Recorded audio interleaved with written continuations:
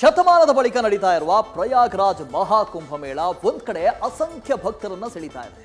ಮತ್ತೊಂದು ಕಡೆ ಮಹಾಕುಂಭಮೇಳದಲ್ಲಿ ಪುಣ್ಯ ಸ್ನಾನ ವಿಚಾರ ರಾಜಕೀಯ ವಾಕ್ಸಮರಕ್ಕೆ ಎಡೆ ಮಾಡಿಕೊಡ್ತಾ ಇದೆ.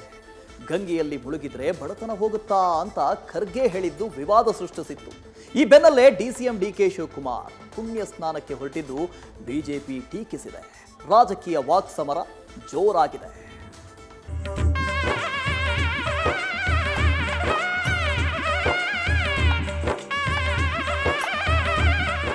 ಇದು ನಮ್ಮ ಧರ್ಮ, ನಮ್ಮ ಕರ್ಮ, ನಮ್ಮ ಆಚಾರ, ನಮ್ಮ ವಿಚಾರ.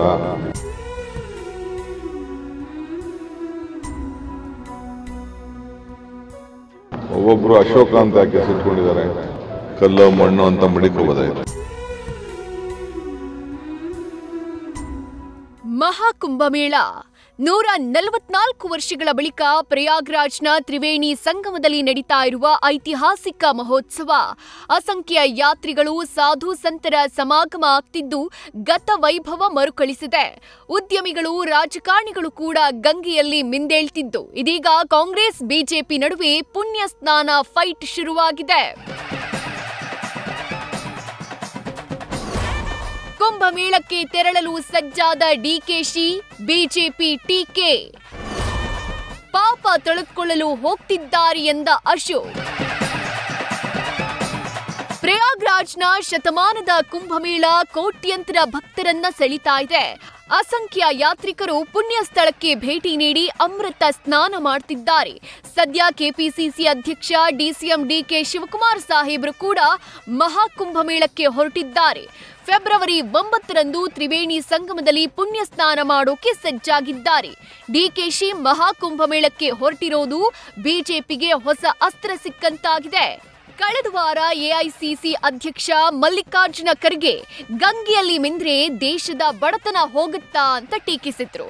ಇದೀಗ ಅವರದ್ದೇ ಪಕ್ಷದ ನಾಯಕ ಡಿಕೆಶಿ ಪುಣ್ಯ ಸ್ನಾನ ಮಾಡೋಕೆ ಹೊರಟಿದ್ದಾರೆ ಅಂತ ವಿಪಕ್ಷ ನಾಯಕ ಆರ್ ಅಶೋಕ್ ಟ್ವೀಟ್ ಮೂಲಕ ಕಾಲೆಳೆದಿದ್ದಾರೆ.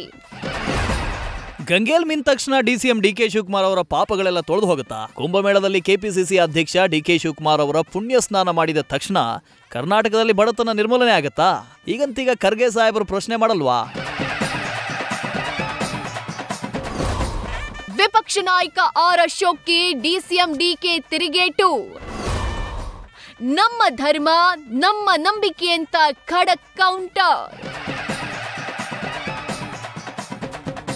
ಇನ್ನು ವಿಪಕ್ಷ ನಾಯಕ ಆರ್ ಅಶೋಕ್ ಟ್ವೀಟ್ ಟೀಕೆಗೆ ಡಿಸಿಎಂ ಡಿಕೆಶಿ ಖಡಕ್ ತಿರುಗೇಟು ನೀಡಿದ್ದಾರೆ. ಯಾರು ಏನ್ ಬೇಕಾದ್ರೂ ಹೇಳಿ, ಇದು ನಮ್ಮ ಧರ್ಮ, ನಮ್ಮ ಸಂಪ್ರದಾಯ. ನೀರಿಗೆ ಬಣ್ಣ, ಆಕಾರ, ಟೇಸ್ಟ್ ಇಲ್ಲ.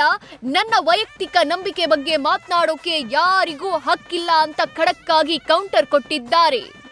ಅವ್ರಿಗೆ ಅಪೋಸಿಷನ್ ಲೀಡರ್ ಏನಾದರೂ ನಮ್ಮ ಬಗ್ಗೆ ಮಾತಾಡಿದ್ರೆ ಅವ್ರ ಪಾರ್ಟಿಗೆ ಏನೋ ಗೌರವ ಕೊಡ್ತಾರೆ ಅಂತ ಹೇಳಿ ಆಗ್ತದೆ. ಏನು ಬೇಕಾದ್ರೂ ಯಾರು ಬೇಕಾದ್ರೂ ಮಾತಾಡಲಿ. ಇದು ನಮ್ಮ ಧರ್ಮ, ನಮ್ಮ ಕರ್ಮ, ನಮ್ಮ ಆಚಾರ, ನಮ್ಮ ವಿಚಾರ, ನಮ್ಮ ನಂಬಿಕೆ.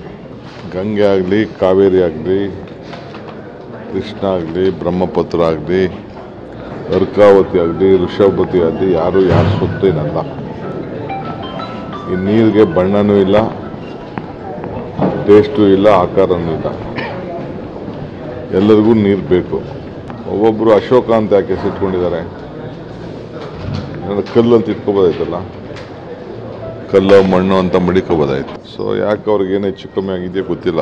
ಐ ಥಿಂಕ್ ಏನೋ ಸ್ವಲ್ಪ ಪ್ರಾಬ್ಲಮ್ ಇರಬೇಕು ಅಂತ ಕಾಣ್ತದೆ ಅವ್ರಿಗೆ. ನನ್ನ ವೈಯಕ್ತಿಕವಾದ ನಂಬಿಕೆ ಬಗ್ಗೆ ಮಾತಾಡೋಕ್ಕೆ ಯಾರಿಗೂ ಹಕ್ಕಿಲ್ಲ. ನಿಜ, ಆಚಾರ, ವಿಚಾರ, ಪೂಜೆ, ಪುನಸ್ಕಾರ ಅವರವರ ನಂಬಿಕೆಗೆ ಬಿಟ್ಟಿತ್ತು. ಅದಕ್ಕೆ ಪಕ್ಷ, ಜಾತಿ, ಧರ್ಮ ಹೊರತಲ್ಲ. ಡಿಸಿಎಂ ಡಿಕೆ ಶಿವಕುಮಾರ್ ಮಹಾಕುಂಭಮೇಳದಲ್ಲಿ ಪುಣ್ಯ ಸ್ನಾನ ಮಾಡೋಕೆ ಹೊರಟಿರೋದು ಅವ್ರ ನಂಬಿಕೆ. ಹೀಗಾಗಿ ಅವರ ವಿಚಾರವನ್ನ ಟೀಕಿಸೋದು ಅಷ್ಟೊಂದು ಸಮಂಜಸ ಅಲ್ಲ ಅನ್ನೋದು ಜನರ ಮಾತು. News first bureau. News first ನಿರ್ಭೀತಿಯಿಂದ ನಿಮ್ಮ ಪರವಾಗಿ.